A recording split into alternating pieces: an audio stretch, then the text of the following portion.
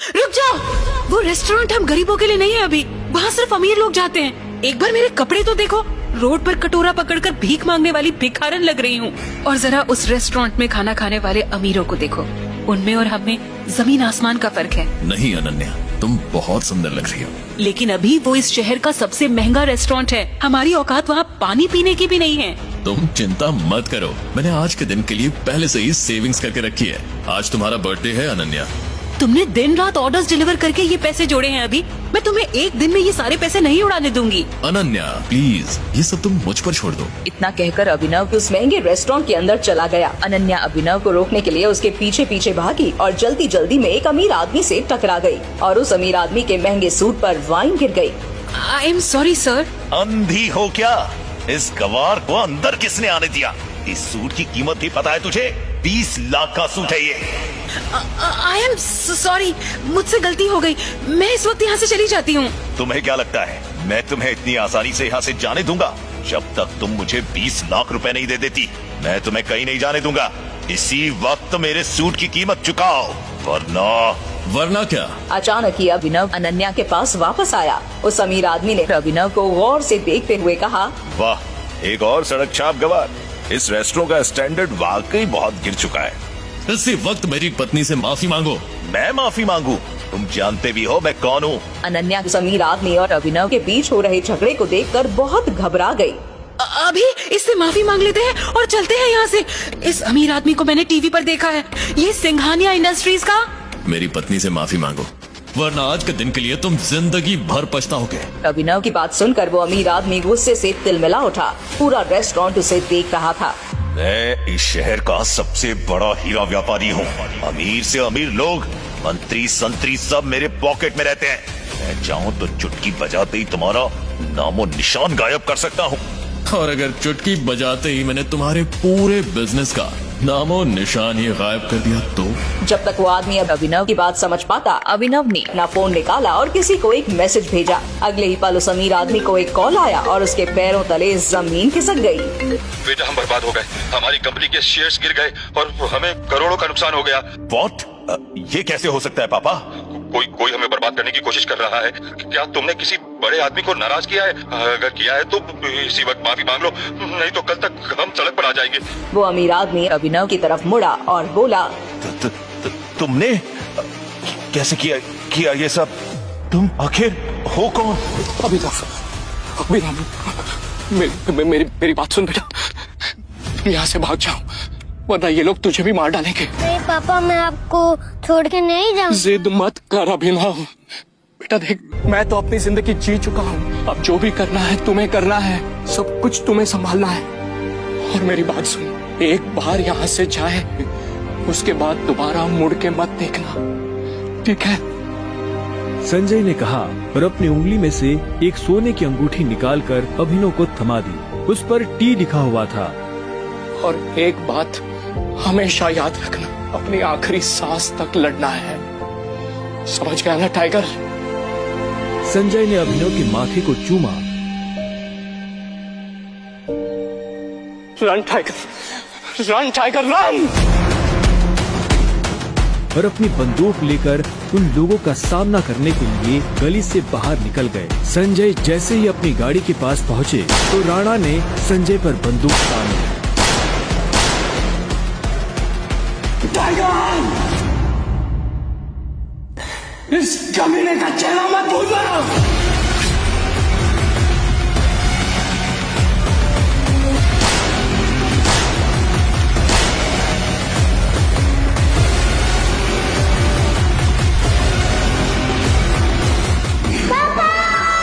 अभिनव चिल्लाया और अचानक से उसकी नींद खुल गई। पसीने में तरबतर अभिनव अपने बिस्तर पर उठकर बैठ गया और गहरी सांसें लेने लगा। 18 साल, पिछले 18 सालों से ये सपना इसी तरह से अभिनव को परेशान कर रहा था। अभिनव ने पहले अपनी उंगली में पहनी उस अंगूठी को देखा और फिर बाथरूम की तरफ बढ़ने लगा। अभिनव गुड़गांव में रहता था और डिलीवरी बॉय का काम करता था। हालांकि इस काम में उसका मन नहीं लगता था, लेकिन अनाथ आश्रम से निकलने के बाद उसके पास ये करने के अलावा और कोई चारा नहीं था। 18 साल की उम्र में उसने अपना खर्च खुद उठाना शुरू कर दिया था। उसकी जिंदगी में बस एक ही खुशी थी, उसकी गर्लफ्रेंड वैभवी।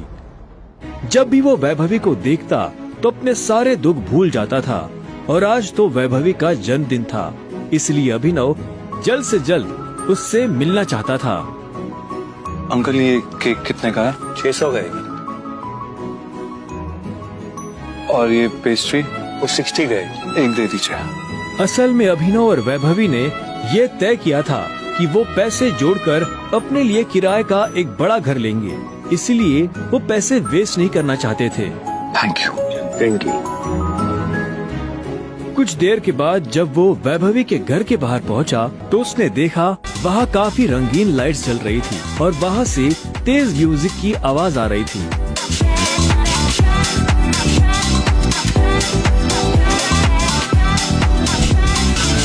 वैभवी, ये सब क्या है? ये कौन है वैभवी? देख नहीं रही है, डिलीवरी बॉय है। पर हम तो केक मंगवा चुके थे ना, फिर तूने पेस्ट्री क्यों मंगवाई? ओह, याद आया, ये तो वही डिलीवरी बॉय है ना जिसको तू डेट कर रही थी।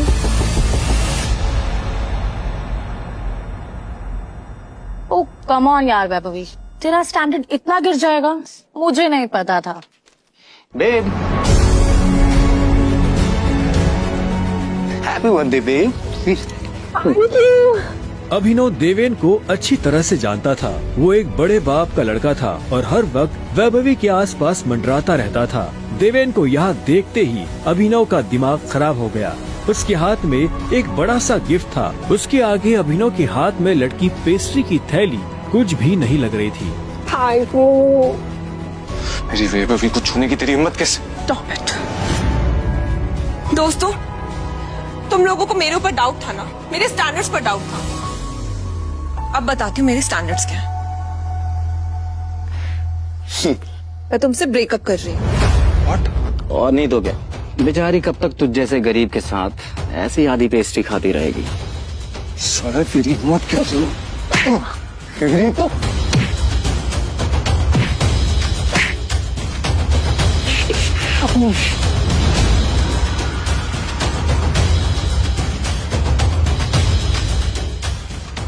ये तुमने ठीक नहीं किया वैभवी। और अभिनव वहाँ से निकल गया। वो उन दोनों की शक्ल अब और नहीं देखना चाहता था। उसकी आंखों में आंसू थे और उसका दिल बुरी तरह टूट चुका था। हर घूंट के साथ उसकी आंखों के सामने वो दृश्य आ रहा था जिसमें देवेन वैभवी के गालों को चूम रहा था। ये तुमने अच्छा नहीं किया वैभवी, तुमने बिल्कुल अच्छा नहीं किया। बहुत गलत किया तुमने मेरे साथ, बहुत गलत किया। अभिनव धोखे के नशे में डूबकर बेहोश हो चुका था, लेकिन उसके लिए ये रात यहाँ खत्म नहीं होने वाली थी।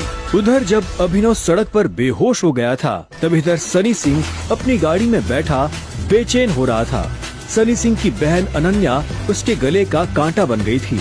सनी अपने दादा हरदेव पाल सिंह के नजर में आने के लिए और अनन्या को रास्ते से हटाने के लिए कुछ भी कर सकता था, और आज वो अपनी गाड़ी में अपने आदमियों के साथ निकल पड़ा था अपनी बहन को सबक सिखाने के लिए।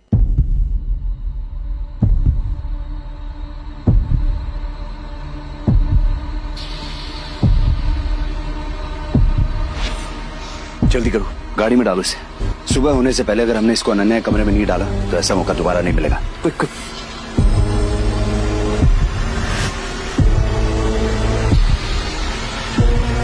सनी के आदमी अभिनव को उठाकर सीधा रूम नंबर 409 में घुस गए। सही कपड़े उतारो और बेड पे लिटाओ उसको। कपड़े उतारो उसको। उन्होंने अभिनव को बहुत आहिस्ते से उस बिस्तर पर लेटा दिया। वहाँ पहले से सनी की बहन अनन्या सोई हुई थी।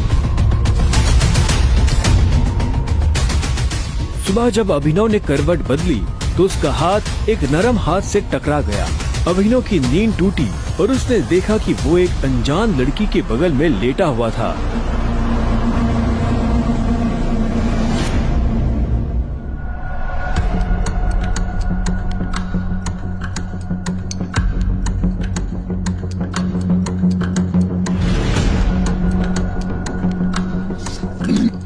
कौन हो तुम? तुम मेरे कमरे में क्या कर रहे हो? तुमने मेरे साथ क्या किया? अबे वो भी साल में। छी छी छी छी छी छी छी, शेम ऑन यू बहना। मुझे तो तुम्हारे कैरेक्टर पर हमेशा से डाउट था। इतनी बार मैंने दादाजी को समझाया, बोला, पर हर बार बोले मेरी अनन्या ऐसा नहीं कर सकती। लो, कर दिया तुम्हारी अनन्या ने ऐसा। अब पता है दादाजी को उनकी पोती की ये जो रंग रलियां चल रही है, इनका से लाइव टेलीकास्ट दिखाने के लिए मैंने उन्हें यहाँ बुला लिया। भाई मुझे नहीं पता, भरोसा करिए। क्या हुआ, कैसे हुआ, मैं जानती तक नहीं इस लड़के को, नहीं जानती भाई। मैं भी, हम दोनों के बीच में कुछ भी नहीं हुआ। नहीं। इससे पहले कि अभिनव सफाई देता, अनन्या और सनी के दादा हरदेव पाल सिंह कमरे में पहुंच चुके थे। उनके पहनावे से समझ आ रहा था कि वो बहुत अमीर आदमी थे। अनन्या को इस हाल में देख उनकी आंखें गुस्से में लाल हो गई थी। मुझे तुमसे ये उम्मीद नहीं थी। दादाजी, आप जैसा सोच रहे वैसा बिल्कुल नहीं है। अनन्या, तुम्हें अच्छे से नियम पता थे, फिर भी तुमने सारे नियम तोड़ दिए। नहीं दादाजी, नहीं। और तू? जब अभिनव की नजर हरदेव से मिली तो उसे लगा कि वो अपनी आंखों के सामने मौत देख रहा है। तूने मेरी पोती के साथ रात गुजारी है ना, आज से हमारे परिवार के कानून के हिसाब से तू सिंह परिवार का दामाद है। क्या? हम दोनों के बीच में लेकिन कुछ हुआ ही नहीं है। दादाजी, कुछ नहीं हुआ है। कुछ नहीं किया ना तुम दोनों ने, तो क्या ये था?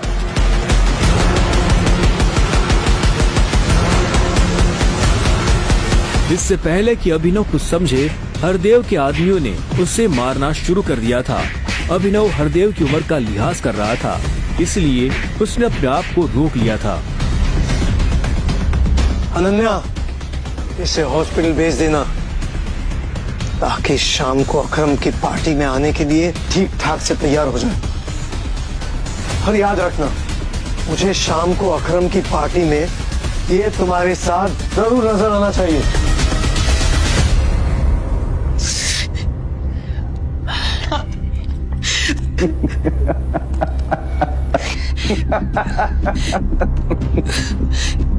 क्यों मेरी जिंदगी बर्बाद कर दी तुमने?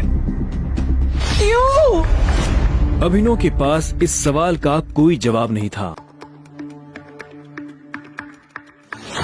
वहाँ जाकर अभिनव शाम को होने वाली पार्टी के लिए तैयार होने लगा। उससे हरदेव और उसके आदमियों का डर नहीं था। वो जानता था कि अनन्या पहले से काफी मुश्किल में थी और वो अपनी वजह से उसकी मुश्किलें और नहीं बढ़ाना चाहता था।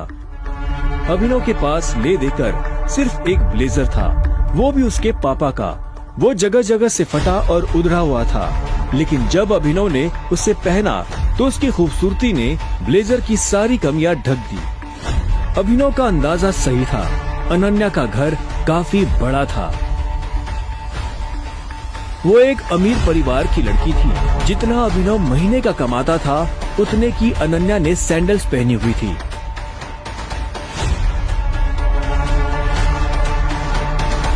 अनन्या की आंखों में दिख रहा था कि वो अभिनव से कितनी नफरत करती थी।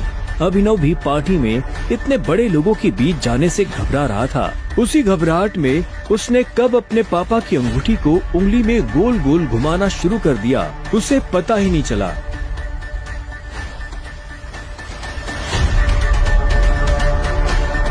इस अंगूठी को उतार दो प्लीज, बहुत गंदी लगी। सॉरी, पर ये अंगूठी मेरा सब कुछ है।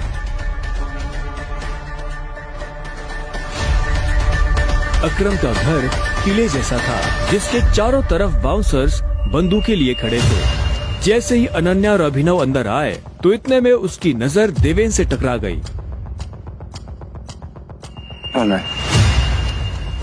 तू यहाँ क्या कर रहा है साले? अनन्या, पागल हो गई हो तुम? इस सड़क छाप में ऐसा क्या देख लिया? किससे शादी कर ली? जुबान संभाल के बात कर, नहीं तो क्या कर लेगा तू?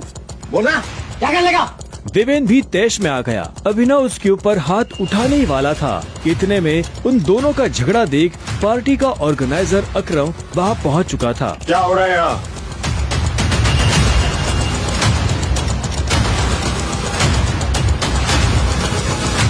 अकरम सर देखें इस आदमी को, ये क्रिमिनल है, जबरदस्ती आपकी पार्टी में घुसाया। इधर आओ।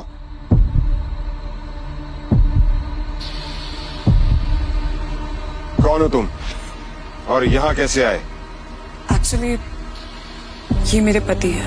अकरम को अनन्या की बात पर विश्वास नहीं हुआ। तुम इस पार्टी में इनवाइटेड नहीं हो। इससे पहले कि मैं पुलिस को बुलाऊं, चले जाओ यहाँ से। Thank you Akram sir. Ananya तुम भी इससे दूर रहो, साला गरीब कहीं का। रुको। अकरम भागते हुए अभिनव के पास गया और उसकी अंगूठी को देखने लगा। मुझे तुमसे कुछ जरूरी बात करनी है, अकेले में। अच्छा चलो। अकरम ने कहा और अभिनव का हाथ पकड़कर उसे अपने साथ अंदर ले जाने लगा। अनन्या, देवेंद्र, सनी और पार्टी में मौजूद बाकी लोग ये देख हैरान हो गए थे। कुछ देर बाद जब वो अकरम के कमरे में पहुंच गए तो अकरम ने दरवाजा बंद किया और अभिनव के पास आकर बोला, मैं तुम्हारी ये अंगूठी देखना चाहता हूँ। क्यों? करो बात, मैं ऐसे मांगने वाला नहीं हूँ, बस मुझे इसमें कुछ देखना है, प्लीज।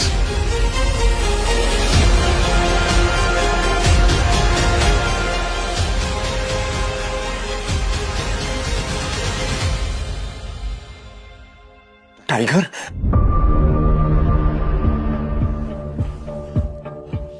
टाइगर?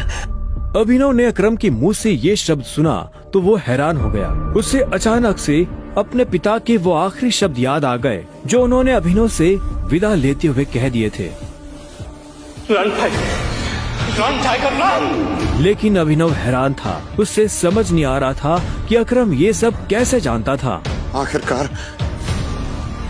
मैंने तुम्हें ढूंढ ही लिया टाइगर। टाइगर? हाँ, पिछले 18 सालों से मैं तुम्हें ढूंढने की कोशिश कर रहा हूं। तुम हमारे टाइगर हो, हमारी हजारों करोड़ों की एम्पायर की वारिस, जिसे हम 3 दोस्तों ने मिलकर शुरू किया था। मैं, तुम्हारे पापा संजय गढ़वाल और राणा अग्निहोत्री। वो देखो। इतना कहते ही अकरम ने दीवार पर टंगी एक तस्वीर की तरफ इशारा कर दिया जिसमें संजय, अकरम और राणा तीनों मौजूद थे। राणा को देख अभिनव को झटका लगा। उसकी आंखों के सामने वो सपना फिर से हरा हो गया जो वो हर सुबह देखकर उठता था। उस रात अभिनव के पिता को जिस आदमी ने गोली मारी थी वो राणा था। दोस्त होने के बावजूद राणा ने अभिनव के पिता के साथ गद्दारी की थी। अभिनव की आंखें चिंगारी सी लाल हो गई। क्या हुआ? तुम इतना गुस्से में क्यों? नहीं, मैं ठीक हूँ। आप मुझसे कुछ कहना चाहते थे? हाँ, वो मैं तुम्हें हमारी कंपनी द माफिया किंग के बारे में कुछ बताने वाला था, जिसे हम 3 दोस्तों ने मिलकर खड़ा किया था। द माफिया किंग, जिसके नाम से पॉलिटिशियन, सेलिब्रिटीज, इस देश का सबसे बड़ा आदमी भी कांपता था। लेकिन तुम्हारे पापा के जाने के बाद सब कुछ बिखर गया और इस दौरान हमारे कई दुश्मन खड़े हो गए, जिसमें सबसे बड़ा दुश्मन है इकबाल शेखावत। वो तुम्हें कई सालों से ढूंढने की कोशिश कर रहा है ताकि तुम्हें मारकर वो हमारा नामो निशान खत्म कर देना चाहता है। फिलहाल द माफिया किंग का सारा काम राणा का बेटा मोंटी संभाल रहा है। अब तुम आ गए हो तो इस कंपनी की भाग दौड़ अब तुम संभालोगे। अपने पापा के काम को अब तुम्हें आगे बढ़ाना होगा टाइगर। अभिनव की जिंदगी रातों रात पलट चुकी थी। उसके साथ जो हुआ उस पर उसे अभी तक यकीन नहीं हो रहा था। उसके हाथ में अपने पिता की तस्वीर थी, लेकिन उस तस्वीर में वो गुस्से से भरी निगाहों से राणा को देख रहा था। अगर उसका बस चलता तो वो अभी के अभी राणा का सर काटकर अपने पिता की मौत का बदला ले लेता। मैं तुमसे पूछना ही भूल गया, इतने सालों तक तुम थे कहाँ? कहाँ थे तुम? पापा के जाने के बाद मैं एक अनाथ आश्रम में पला बढ़ा। कई सालों के बाद वहां से निकला, काम करने लगा ताकि पढ़ाई के लिए पैसे जोड़ सकूं। लेकिन इस दौरान आप लोगों ने मुझे ढूंढा क्यों नहीं? टाइगर, ऐसा नहीं है कि मैंने तुम्हें ढूंढने की कोशिश नहीं की। जैसे कि मैंने तुम्हें बताया कि तुम्हारे पापा के जाने के बाद माफिया वर्ल्ड में अफरा तफरी मच गई थी। हम उसे भी संभाल रहे थे और तुम्हें भी ढूंढने की कोशिश कर रहे थे, लेकिन वक्त के साथ साथ तुम्हारा चेहरा भी बदल रहा था, इसलिए तुम्हें ढूंढने में बहुत मुश्किल हो रही थी। फिलहाल अब तुम मिल गए हो। अब तुम्हें देखकर मोंटी और बाकी सब लोग बहुत खुश होंगे। मोंटी का नाम सुनते ही अभिनव को गुस्सा आ गया था। मोंटी एक गद्दार का बेटा था। अभिनव ना तो उस गद्दार के बेटे से मिलना चाहता था और ना ही बात करना चाहता था। लेकिन पापा ने तो मुझे कभी इस माफिया ग्रुप के बारे में कुछ बताया ही नहीं है। वो चाहते तो मुझे बता भी सकते थे। तब तुम बहुत छोटे थे, शायद इसीलिए संजय ने तुम्हें इन सब चीजों से दूर रखा। लेकिन मेरा यकीन मानो, मैंने तुम्हें ढूंढने की बहुत कोशिश की। अब तुम मिल गए हो तो मुरझाया हुआ द माफिया किंग फिर से जिंदा हो जाएगा। चीयर्स। अभिनव के मन में कई सारे सवाल उठ रहे थे। उसे समझ नहीं आ रहा था कि राणा का राज अकरम और बाकी लोगों को पता क्यों नहीं चला और क्यों एक गद्दार का बेटा अभिनव की गद्दी पर बैठा हुआ था। इससे पहले कि अभिनव अपने आप को कोई जवाब दे पाता, अकरम उसके पास आया और उसने अभिनव को 50 करोड़ रुपए का एक चेक थमा दिया। ये लो, इसे रख लो। जब तक तुम टाइगर की पोजीशन नहीं पा लेते, तब तक तुम्हें इसकी जरूरत पड़ेगी। अभिनव ने अकरम के हाथ से चेक लिया और उसे देखने लगा। उसकी जिंदगी पलट तो गई थी, लेकिन अभी भी ऐसे कई सवाल थे जिनके जवाब उसे नहीं मिले थे।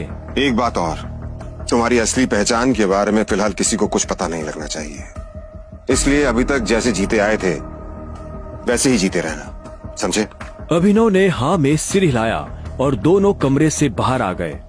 इधर अनन्या चिंता भरी निगाहों से उस कमरे के दरवाजे को देख रही थी जिसमें अभिनव और अकरम थे। वो ये जानने के लिए बेताब थी कि उन दोनों के बीच अंदर क्या बात हो रही थी और अभिनव को आने में इतनी देर क्यों लग रही थी।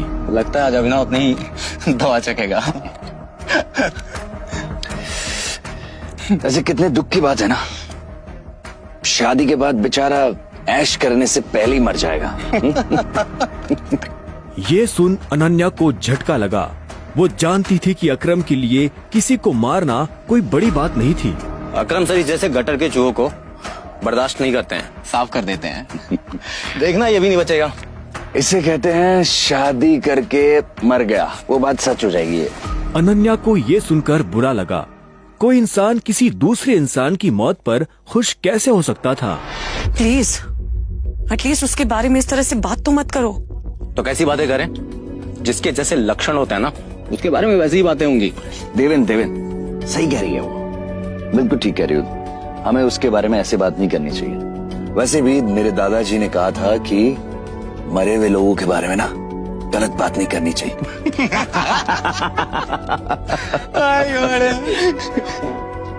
इससे पहले कि अनन्या कुछ कहती, अकरम अभिनव को लेकर बाहर आ रहा था। अभिनव के बदन पर एक छोटी सी खरोच भी नजर नहीं आ रही थी। जब देवेन और सनी ने ये देखा तो उनका मुंह हैरानी के मारे खुला का खुला रह गया। इसे देखकर तो लग ही नहीं रहा है कि अकरम सर ने इसे हाथ भी लगाया है। वैसे जितनी देर तक ये दोनों कमरे के अंदर थे, अब तक तो इसकी नाक टूटी हुई होनी चाहिए थी, पर ये तो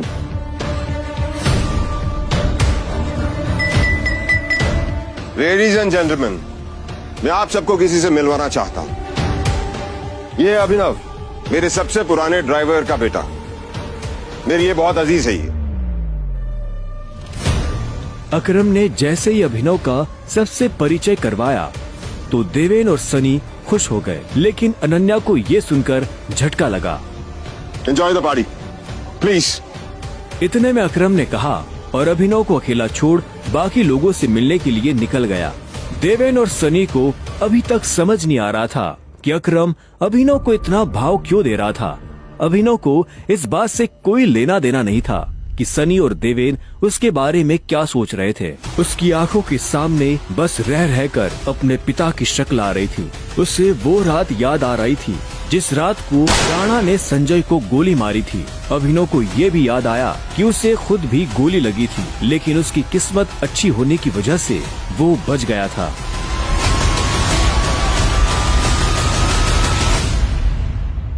मुझे नहीं लगा था कि तुम अपने पैरों पर बाहर भी आ पाओगे। अच्छा, तुम्हें मेरी इतनी चिंता हो रही थी? ओ प्लीज, मुझे चिंता नहीं हो रही थी, बस तुम्हें तो अपनी चिंता होनी चाहिए ना। अगर जिंदा रहना चाहते हो तो थोड़ा बचकर रहो। अकरम सर ने तेरे से अंदर क्या बात की, बता। उन्होंने मुझसे कहा कि अगर देवेंद्र जैसा कहता तुझसे सवाल पूछे तो उसे जवाब मत देना। रामखोर।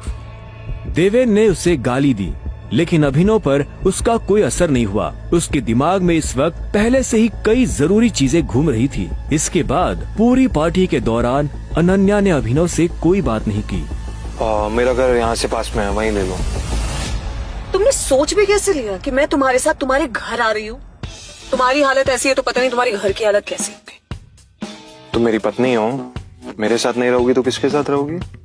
सुनो, अपनी ये 2 कौड़ी का लॉजिक ना अपनी जेब में रखो। पहले तुम मुझे ये बताओ, तुम मेरे बिस्तर में कैसे आए? ये सवाल तो मैं भी तुमसे पूछना चाहता हूँ। अच्छी बात है, लेकिन मैं तुम्हारे साथ तुम्हारे घर रहने नहीं आ रही हूँ, मैं अपने घर जा रही हूँ, ठीक है? और अगर इन फ्यूचर मजबूरी भी रहे ना तो मैं तुम्हारे साथ तुम्हारे घर में नहीं रहूंगी, तुम मेरे घर रहने आओगे एक नौकर की तरह, समझे?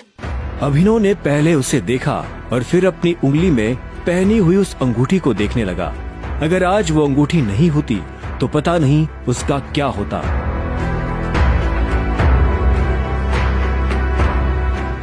अगली सुबह जब अभिनव का अलार्म बजा तब वो फिर से वही सपना देख रहा था। अलार्म की आवाज सुन वो झटके से उठा और अपने बिस्तर पर बैठ गया। उसने उठते ही मन सबसे पहले अकरम को धन्यवाद दिया, जिसने उसके पिता की कंपनी को इतने सालों बाद भी जिंदा रखा, लेकिन साथ ही उसे अपने पिता को खोने का मलाल भी था। इसी ख्याल के साथ अभिनव बिस्तर से उठा और अपने काम पर जाने के लिए तैयार होने लगा। अकरम के हिसाब से उसकी डिलीवरी बॉय की जॉब उसे अपनी पहचान छुपाने में काफी मदद कर सकती थी। अभिनव ने अपनी जेब में अकरम का दिया हुआ चेक डाला और घर से निकल गया। 1 घंटे बाद जब वो अपनी बाइक से ऑफिस आया और कॉरिडोर में चलने लगा तो उसे पीछे से आवाज आई, ए डिलीवरी बॉय। यह आवाज उसके साथ काम करने वाले हरीश की थी। उसे ऑफिस में अपना काम करने की नहीं, अभिनव को चिढ़ाने की तनख्वाह मिलती थी। क्या हुआ, कुछ काम है? मुझे देर हो रही है। हाँ, अबे तुझे किसी मीटिंग में जाना है, बॉस तुझे बुला रहा है। और भाई कल तू कहाँ चला गया था बिना बताए? अपने बाप की बारात में गया था क्या? ये सुन अभिनव की नसें गुस्से में फटने को आई थी। वो चाहता तो अभी हरीश के सारे दांत एक मुक्के में अलग कर सकता था, लेकिन उसने अपने आप को शांत किया और उसकी बात का जवाब दिए बिना अपने बॉस के कैबिन की तरफ बढ़ने लगा। Good morning sir. ऐसा क्या है गुड इस मॉर्निंग में? अभिनव के पास इस सवाल का कोई जवाब नहीं था। ऐसे में उसके बॉस ने आगे कहा, कल तुम बिना बताए चले कैसे गए? अभिनव के पास इस बात का भी कोई जवाब नहीं था। वो चाहता तो अपने बॉस को कोई बहाना बनाकर टाल सकता था, लेकिन अभिनव झूठ नहीं बोलना चाहता था। कल इतनी सारी डिलीवरी थी, तुम्हारी वजह से हमारा कितना नुकसान हुआ तुम्हें पता है? पर सर मुझे महीने में कैजुअल लीव तो मिलती है, तो काम तो तुमसे होता नहीं है, बस बहस करने चले आते हो। ये कंपनी तुम्हारे बाप की है। ये सुनते ही अभिनव का पारा गर्म हो गया था। उसने गुस्से में अपनी मुट्ठी भींच ली और घूरते हुए अपने बॉस को देखने लगा। घूर क्या रहा है? अपना सामान बांध और निकल यहाँ से। You are fired! अभिनव को ये सुनकर झटका नहीं लगा। असल में वो जानता था कि उसके साथ ऐसा कुछ बहुत जल्दी हो सकता था। उसका बॉस और देवेन एक दूसरे को बहुत अच्छी तरह से जानते थे। कल पार्टी में अभिनव ने देवेन को जिस तरह से जवाब दिया, उन्होंने मुझसे कहा कि अगर देवेंद्र जैसा कहता तुझसे सवाल पूछे तो उसे जवाब मत देना। उससे उसे समझ आ गया था कि आज नहीं तो कल ये होकर रहेगा। ठीक है, कोई बात नहीं, मैं चला जाता हूँ। जो मैंने पूरा महीना काम किया है उसकी सैलरी दे दीजिए। सैलरी? तेरी वजह से हमारा जो नुकसान हुआ उसकी भरपाई अगर मैं तेरी सैलरी से भी करूँ ना तो भी तुम्हें अपनी जेब से 10,000 रूपए देने पड़ेंगे। शुक्र मना कि वो मैं तुझसे नहीं मांग रहा, इसलिए चुपचाप निकल यहाँ से। क्या बोल रहे हो सर आप? क्या मेरे एक दिन आने में आपका 25,000 का नुकसान हो गया? मैं तब तक यहाँ से नहीं जाऊंगा जब तक मुझे मेरी सैलरी नहीं मिल जाएगी। सैलरी दीजिए। सैलरी? रुक, अभी देता हूँ तुझे तेरी सैलरी। उसके बॉस ने कहा और टेबल पर रखी घंटी बजा दी। अगले ही पल कमरे का दरवाजा खुला और 4 बाउंसर अंदर घुस आए। उठाकर बाहर पटको साले को।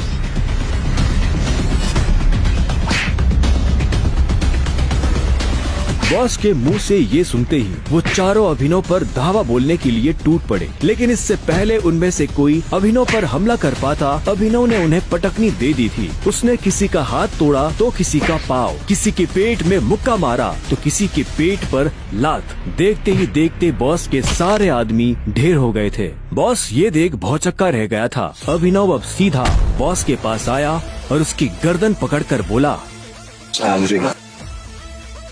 बॉस ने घबराहट में अपने ड्रॉर से कैश निकाला और कांपते हाथों से अभिनव को थमा दिया। अभिनव ने कैश देखा और बॉस की गर्दन छोड़ वहाँ से बाहर निकलने लगा। इससे पहले कि वो बाहर आता, उसने बॉस की आंखों में देखा और बोला, और एक बात याद रखना, अगर आज के बाद किसी के बाप पे गया ना तो गर्दन तेरी होगी, पंजा मेरा। ये सुन बॉस के होश उड़ गए थे। उसे पता था कि अभिनव एक गुस्सेल आदमी है, लेकिन उसने कभी उसका गुस्सा देखा नहीं था। इधर अभिनव भी जब ऑफिस से बाहर आया तो उसे एक अनजान नंबर से फोन आया। अभिनव ने फोन उठाया। हेलो, कौन? टाइगर, अकरम। हाँ कहिए। मुझे तुम्हें किसी से मिलवाना है, वो भी हमारे माफिया वर्ल्ड का एक बहुत बड़ा नाम है, और साथ ही साथ तुम्हारे पापा और मेरा जिगरी यार भी, बलराज। मैं चाहता हूँ कि बलराज को पता चल जाए कि हमारा टाइगर वापस लौट आया है, इसलिए शाम को साथ में डिनर करेंगे। क्या आपको सच में लगता है मुझे बलराज जी से मिलना चाहिए? वो अभी तक बलराज की नाम से कांप रहा था। अकरम भी उसकी घबराहट समझ गया था। बलराज जी, सिर्फ बलराज कहो, तुम टाइगर हो यार, और जंगल में सारे जानवर टाइगर के नाम के आगे जी लगाते हैं, लेकिन टाइगर कभी किसी जानवर के नाम के आगे जी नहीं लगाता। चलो शाम को मिलते हैं, बाय। अकरम के मुंह से ये बात सुनते ही अभिनव का कॉन्फिडेंस बढ़ गया था। वो अब उस टाइगर जैसा महसूस कर रहा था जो जू से निकलकर जंगल में आ गया हो। अभिनव अपने पुराने ऑफिस से निकलने के बाद अपने घर आ गया था। वो इतने आराम से अपने बिस्तर पर आखिरी बार कब लेटा था उसे याद ही नहीं था। वो बड़ी एक्साइटमेंट के साथ कमरे के दरवाजे की तरफ देख रहा था। Pizza delivery. सर, ऑर्डर सिर्फ 500 का था, आपने मुझे 1000 क्यों दिए? तुम डिलीवरी वाले बहुत मेहनत करते हो दोस्त, ये 500 रुपए तुम्हारी टिप। Thank you sir. इधर अभिनव उस पिज्जा बॉक्स को ध्यान से देख रहा था। उसे याद नहीं आ रहा था कि उसने आखिरी बार पिज्जा कब खाया था। वैभवी और अपने लिए घर लेने के चक्कर में उसने अपनी कितनी इच्छाओं को मारा था, इसका एहसास उसे आज हो रहा था, लेकिन अब वो रुकने वाला नहीं था। शाम को अभिनव होटल सैफायर जाने के लिए तैयार होने लगा था। उसने ग्रे कलर की शर्ट और ब्लैक कलर की पैंट पहनी थी। अभिनव के पास पहनने के लिए इससे अच्छा और कुछ नहीं था।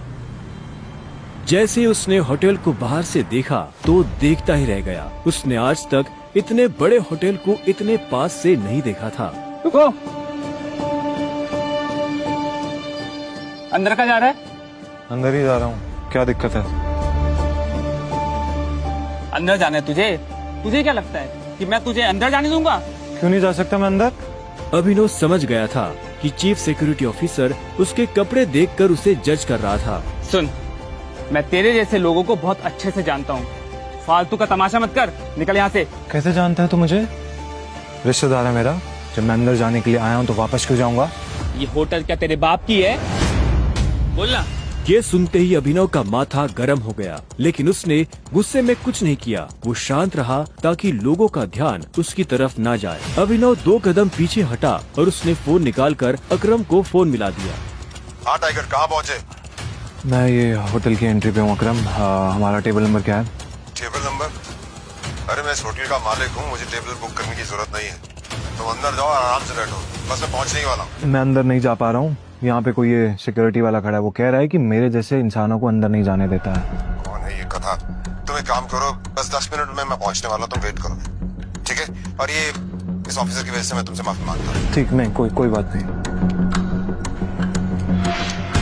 क्यों, बहुत हीरो बन रहा था ना? मैंने कहा था मैं तुझे अंदर जाने नहीं दूंगा। अगर प्रधानमंत्री को भी कॉल करेगा ना तब भी नहीं, समझा? चल निकल यहाँ से। अरे वो देखो तुम्हारा निठल्ला एक्स। आजा मजे लेते इसके।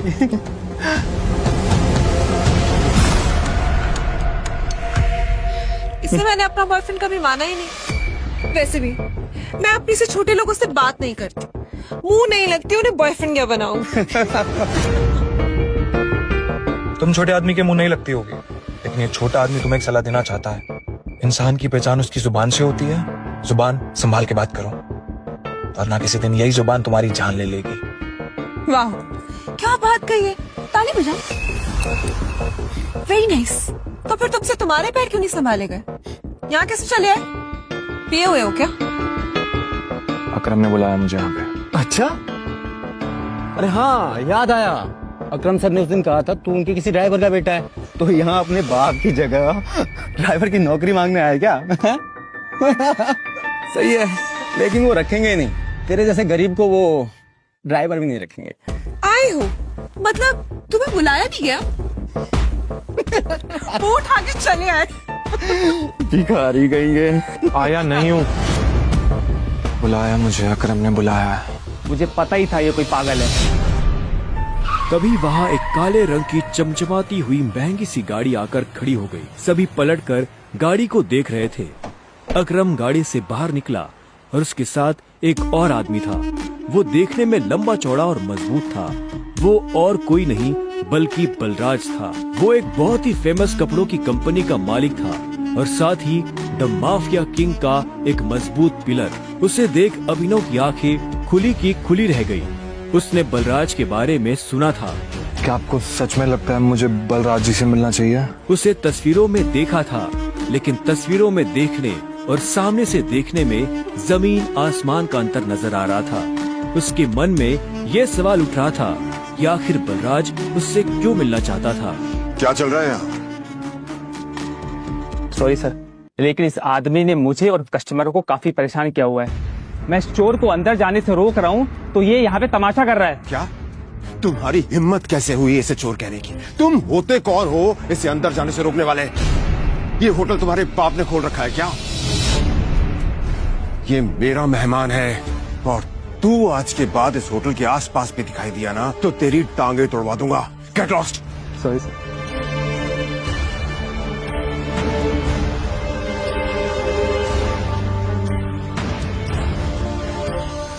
I'm sorry टाइगर, इस बेवकूफ की वजह से। नहीं, असल में तो छोटा आदमी का दुश्मन बना हुआ है आज की। आओ चलो। अकरम ने अभिनव को अपने साथ अंदर आने का इशारा किया। अभिनव अकरम के पीछे चला जा रहा था। उसे महसूस हो रहा था कि बलराज भी अपने भारी भरकम पैरों के साथ अभिनव के पीछे आ रहा था। कुछ देर के बाद वो होटल के एक आलीशान से कमरे के बाहर आ चुके थे। इससे पहले कि वो अंदर जाते, होटल का मैनेजर उनके पास आया और बोला, good evening sir, welcome sir, can I get something for all of you? एक काम करो, जो भी लीकर अवेलेबल है उसकी लिस्ट भिजवा दो। Sure sir, but sir if you don't mind, अपने होटल में जितनी भी लिकर्स अवेलेबल हैं मुझे सबके नाम याद है। We have tequila which is of 5 lakh rupees, vodka 8 lakh rupees, biscuit 10 lakh rupees and we have gin जो कि 12 लाख रुपए की है। Sir what would you like to have? Great. क्या है कि आज मेरे यहाँ बहुत खास मेहमान आए हैं, तो इसलिए जो सबसे महंगी है वो भिजवा दो और बाकी सब चीजें भी। Sure sir, I will get the best liquor for all of you. Good evening sir. Good evening sir. Akram, hotel तेरा, शराब तेरी, फिर भी तुम्हारा ये मैनेजर तुझे तेरी शराब की रेट क्यों बता रहा था, जबकि तू कोई भी चूज कर सकता है? वो इसलिए मेरे दोस्त, क्योंकि मैं दिन देखकर शराब मंगवाता हूँ और आज का दिन मेरे लिए, इनफैक्ट हम सबकी जिंदगी के लिए बहुत इंपॉर्टेंट दिन है। इसलिए मैंने हम तीनों के लिए महंगी शराब मंगवाई। So let's enjoy. अच्छा। आओ। Okay, let's enjoy. अब तुम्हें यहाँ अपनी पहचान छुपाने की जरूरत नहीं है। ये रूम प्राइवेट भी है और सबसे सेफ भी। बैठो। वो एक आलीशान कमरा था। वो तीनों बैठ गए। तब अभिनव बलराज को बहुत ध्यान से देख रहा था। बलराज, आज मैंने तुम्हें यहाँ एक बहुत इंपॉर्टेंट इन्फॉर्मेशन देने के लिए बुलाया है। हमें संजय का बेटा टाइगर मिल गया है, लेकिन फिलहाल वो अंडरकवर है, इसलिए उससे तुम्हें मैं बाहर नहीं मिलवा सकता था। Sir your snacks and drink.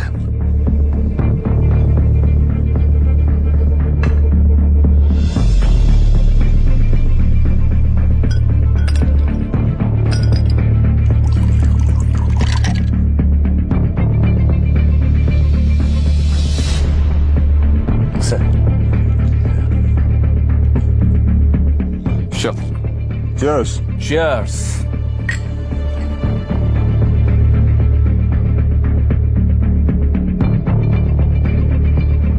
तो यही है टाइगर. हाँ, ये है हमारा टाइगर. और मैं चाहता था ये हमारी टीम के बड़े और भारी मेंबर्स से मिलने, और मिलने के बाद जिस तरफ हम बढ़ रहे हैं उस तरफ बढ़ने में ये हमें लीड करे.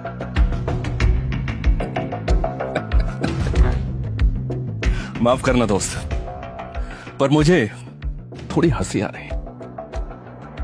वो क्या है ना, सब कुछ तो तू ही बोल रहा है. हमारा ये टाइगर गूंगा है क्या? हाँ, बलराज, तुम्हें टाइगर के बारे में इस तरह से बात नहीं करनी चाहिए. माफ करना दोस्त, माफ करना. बोलना अच्छी लगी मुझे तुम्हारी. अच्छा,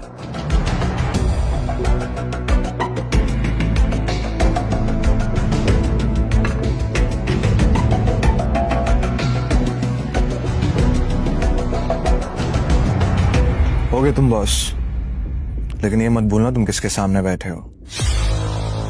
टाइगर हूं मैं. टाइगर ना ही चुप रहता है, ना ही धीरे बोलता है. टाइगर सीधा धाड़ता है.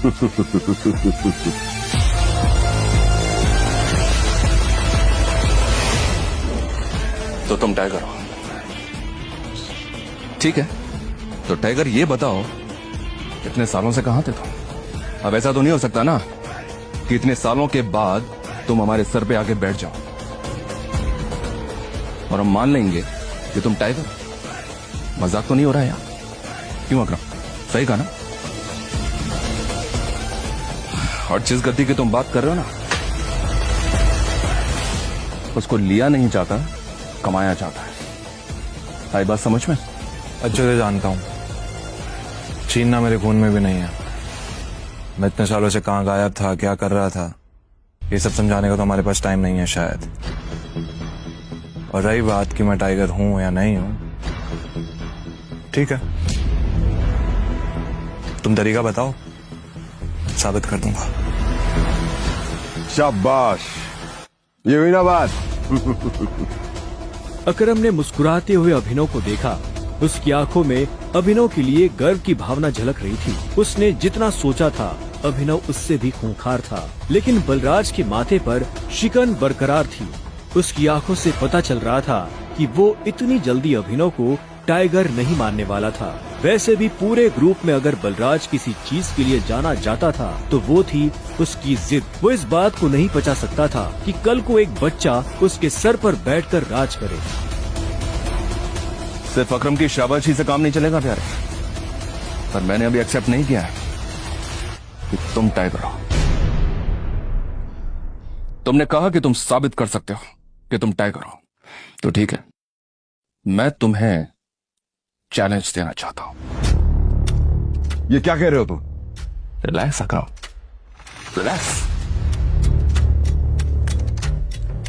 Let's fight. लड़ते हैं. अगर तुम जीते तो हम मान लेंगे कि तुम टाइगर हो, लेकिन अगर तुम हारे तो हमसे कुछ पैसे लेना और गुड़गांव से कहीं बहुत दूर जाकर सेटल हो जाना. बलराज, क्या कह रहे हो तुम? ये सही नहीं है.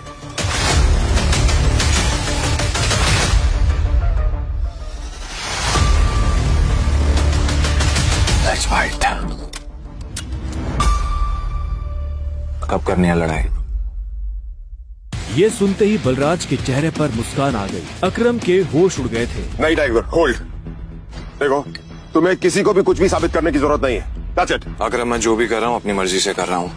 आज जो बलराज मेरे मुंह पे बोल रहा है, मैं नहीं चाहता कल को कोई ऐरा गहरा मेरी पीठ पीछे बोला है. अकरम ने अभिनव की आंखों में संजय जैसे तेवर देखे तो उसने एक गहरी सांस ली और सब ऊपर वाले के भरोसे छोड़ दिया।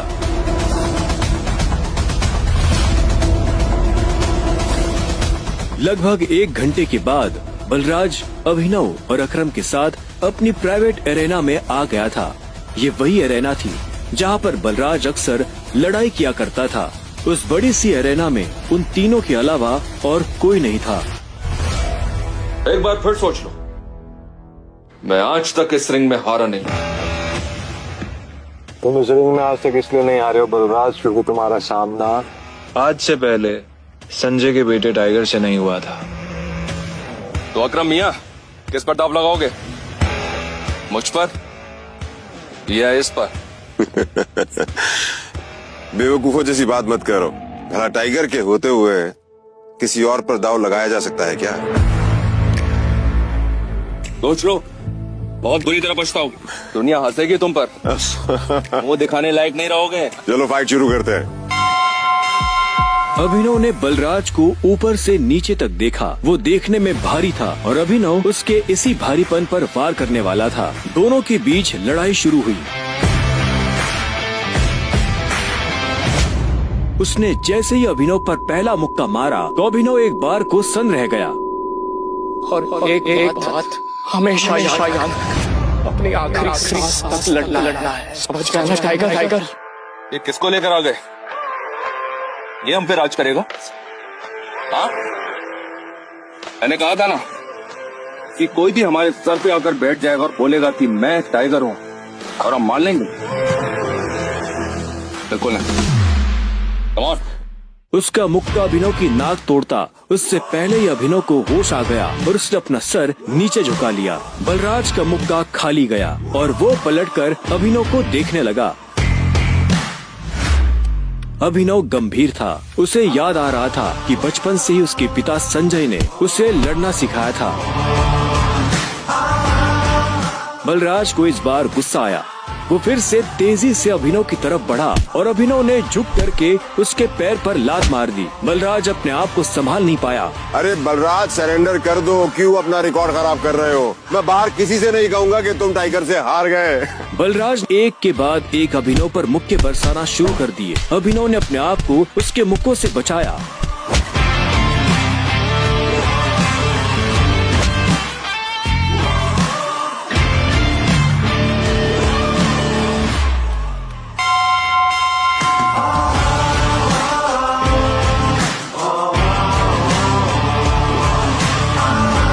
अभिनव ने बलराज को छोड़ा और चुपचाप रिंग के कोने में जाकर खड़ा हो गया। बलराज ने मुश्किल से अपने भारी भरकम शरीर को उठाया और दर्द में कराहते हुए बोला, अकरम, मैं जानता हूँ तुम बहुत खुश हो गया आज।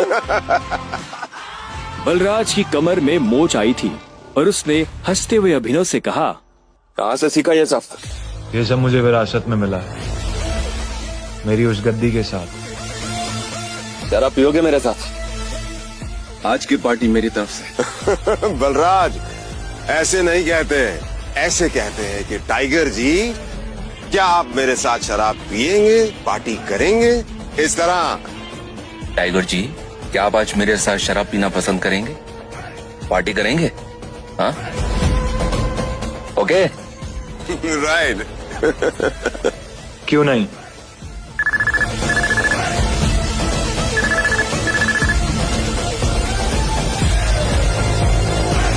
अनन्या, देखो मेरे मम्मी पापा आ गए हैं। जो कुछ भी है उन्हें सब पता चल चुका है। वो तुमसे मिलना चाहते हैं तो तुम जहाँ भी हो अभी कभी घर आओ। क्या अभी? हाँ, तो इतनी हैरान होने की जरूरत नहीं है। जो किया अब उसे भुगतो। वैसे अकरम, अकरम, बलराज, अभी तुम लोगों के साथ नहीं चल पाऊंगा। मुझे घर पहुंचना है, मेरे ससुराल, मेरे सास ससुराल ना। ससुराल? तुम्हारी शादी कब हुई? लंबी कहानी है, कभी और बताऊं। सब ठीक तो है ना? हमें मोंटी को बुलाकर बता देना चाहिए कि नहीं बलराज, अभी फिलहाल इसकी असली पहचान किसी के बारे में पता नहीं चलना चाहिए, और किसी को पता नहीं चलना चाहिए कि टाइगर लौट आया है। ठीक है? मोंटी जो कर रहा है उसे करने दो।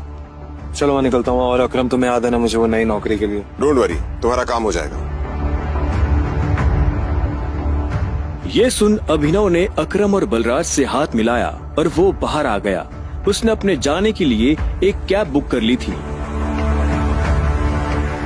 टाइगर, ये लो। ये वही शराब है जो हमने होटल में पी थी। अपने सास ससुर को जाकर पिला देना, उनकी 7 पुश्तों में किसी ने नहीं पी होगी।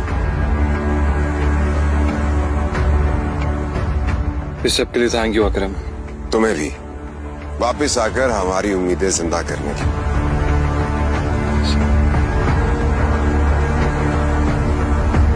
अब आजा कि अंदर रिंग में ही रहेगा। कुछ देर के बाद गाड़ी अनन्या के घर के बाहर आकर रुकी। अभिनव नीचे उतरा और गहरी सांसें लेते हुए घर के अंदर पहुंच गया।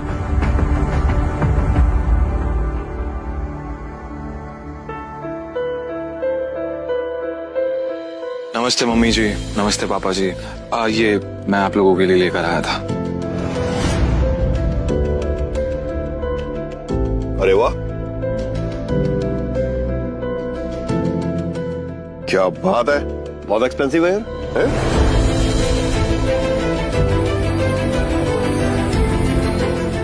क्या खुशबू है, देख। क्या तुम भी? मुझे तो लगता है ये बॉटल्स कहीं से चोरी करके लाया होगा। तुम्हें लगता है इसके जैसा आदमी इतनी महंगी शराब अफोर्ड कर पाएगा? और तुम ये सब क्यों लाए हो यहाँ पे? हमारे बेटे के साथ जबरदस्ती करने के बाद हमें रिश्वत देना चाहते हो तुम? वो भी चोरी की हुई शराब। सॉरी, लेकिन ना ही मैंने किसी के साथ जबरदस्ती की और ना ही कोई चोरी की है। अच्छा, तो फिर मेरे बेटे के साथ तुम्हारा भूत सोया हुआ था? तुम ये सब इसलिए कर रहे हो ना ताकि तुम मेरे बेटे की जायदाद हड़प कर सको?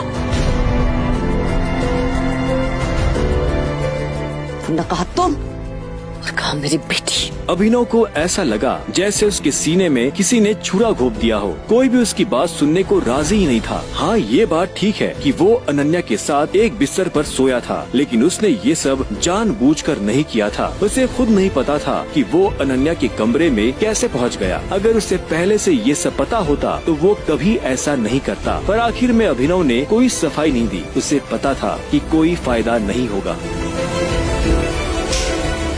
गूंगे हो? मुंह में जुबान नहीं है तुम्हारे? शर्मिला, बैठ। अभिनव, बैठ जाओ। शर्मिला अभी भी गुस्से में उसे देख रही थी। अभिनव बैठा और राजीव ने आगे कहा, तो वहाँ जो कुछ भी हुआ है हमें उसके बारे में सब कुछ पता है और अनन्या को भी ये मालूम नहीं है कि उसके साथ कैसे हुआ है। लेकिन मुझे ऐसा लगता है कि वहाँ पे कोई बहुत बड़ी गड़बड़ हुई है। चलो, अब जो कुछ भी है, तुम्हारे और अनन्या का रिश्ता तो बदल नहीं सकते। वैसे भी जो कुछ हुआ उसका उसे मलाल नहीं था। अगर वो अनन्या से नहीं मिलता तो वो अकरम से कभी नहीं मिल पाता। साथ ही वो बाहर की दुनिया में अनन्या का नाम भी खराब नहीं होने देना चाहता था। ऐसे में वो भी नहीं चाहता था कि ये शादी टूटे। तो अभिनव, तुम क्या करते हो? मैं एक डिलीवरी बॉय का काम करता था और आज मुझे नौकरी से निकाल दिया गया। उसके ये शब्द किसी बॉम्ब की तरह उन दोनों पर गिरे। इससे पहले कि शर्मिला कुछ कहती, राजीव ने कहा, अभिनव, तुम्हें जल्द से जल्द नौकरी ढूंढनी पड़ेगी और वो भी अच्छी वाली। तभी तुम मेरी बेटी के साथ लीगली शादी कर सकते हो।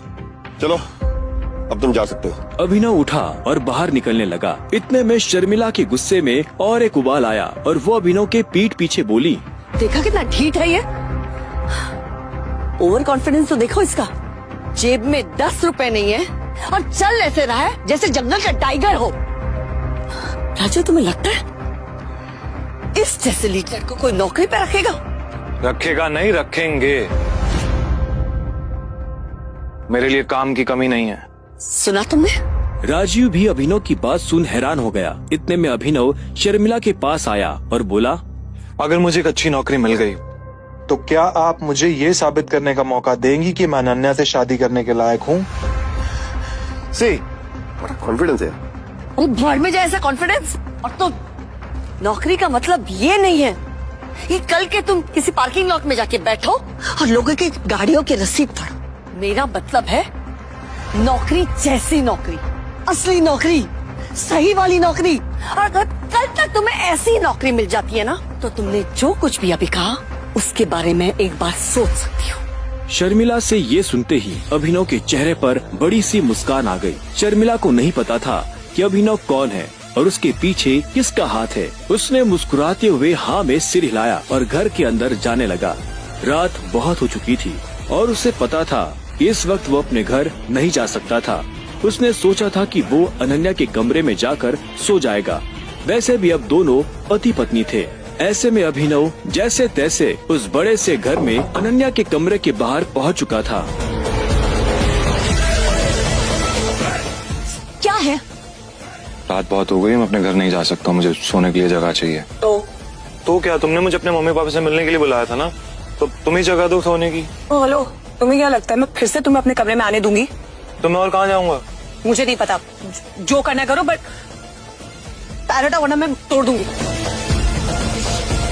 अभिनव पहले तो नहीं डरा, पर जब दरवाजा उसके पैर को छूने ही वाला था कि उसने अपना पैर पीछे खींच लिया। अनन्या ने दरवाजा बंद किया और दूसरी तरफ से चिल्लाते हुए बोली, नौकरों की जगह ना मालिकों के कमरों में नहीं, घरों के स्टोर रूम्स में होती है। ये सुनते ही अभिनव को बुरा लगा, पर वो कर भी क्या सकता था। उसने बस बंद दरवाजे को देखा और हताशा से अपना सिर हिलाने लगा। अब आगे क्या होने वाला था? कहाँ सोने वाला था अभिनव? और क्या उसे इस घर में कभी इज्जत मिल पाएगी? और क्या होगा जब अनन्या के घर वालों को अभिनव की असली पहचान के बारे में पता चलेगा? इन सभी सवालों का जवाब पाने के लिए बस अपनी स्क्रीन पर नीले बटन को क्लिक करें, फिर प्ले स्टोर खोलने के बाद पॉकेट FM ऐप इंस्टॉल करें और फिर अपने मोबाइल नंबर से रजिस्टर करें। अब आप पॉकेट FM की ढेरों मजेदार कहानियाँ सुन सकते हो। सुनने के लिए तुरंत डाउनलोड करें पॉकेट FM और सुने ये दिलचस्प कहानी द रिटर्न ऑफ टाइगर, बिल्कुल मुफ्त।